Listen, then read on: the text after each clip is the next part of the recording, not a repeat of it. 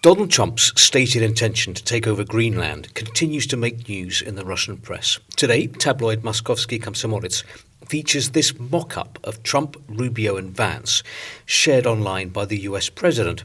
Trump and co. are about to seize Greenland. For now, only in social media, but it's the first step that counts. Komsomolsky Pravda features, oh look, it's the same picture. Russia's ambassador to Denmark is quoted as saying that as a result of what's happening with Greenland, belief in the unity of NATO will of course dim. Although even today, the NATO alliance is no group of musketeers where it's all for one and one for all.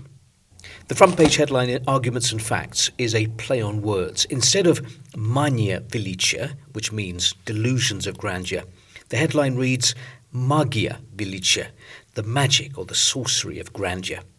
After Venezuela, Trump has decided to sink the European Union, which is trying to bargain with him over Greenland. The paper notes that the idea of America annexing the world's biggest island has lodged itself firmly in Donald Trump's head. What if America buys Greenland? Russian Senator Konstantin Kosachov comments, in American history, acquiring territory is nothing new. Everyone remembers the purchase of Alaska from Russia.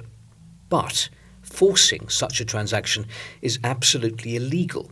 This is a violation of the sovereignty of Denmark and Greenland, a violation of the letter and the spirit of international law. I don't know what Mr. Trump will do next. I hope it won't come to the use of military force. So far we see more of an attempt to intimidate partners or opponents, to raise the bar of emotions in geopolitics as high as possible. Perhaps the US president himself doesn't yet understand where the boundaries of the possible lie and is feeling them out. Moving on to the Russian economy, Moskovsky Komsomolets reports prices ready to soar. Experts forecast a rise in household expenses by up to 20%. The rise in VAT to 22% is automatically reflected in receipts. Food, services and utilities became more expensive since the new year. People are changing their behaviour. They're trying to economise on services, put off big purchases, but it's impossible to save money on basic goods. Also this, in Moscow, 45 restaurants, bars and cafes have closed down since the start of the year. This year, 465 such businesses in Moscow are forecast to shut. And this article about the Russian automobile industry points out that Russia's car industry is now completely dependent on China's.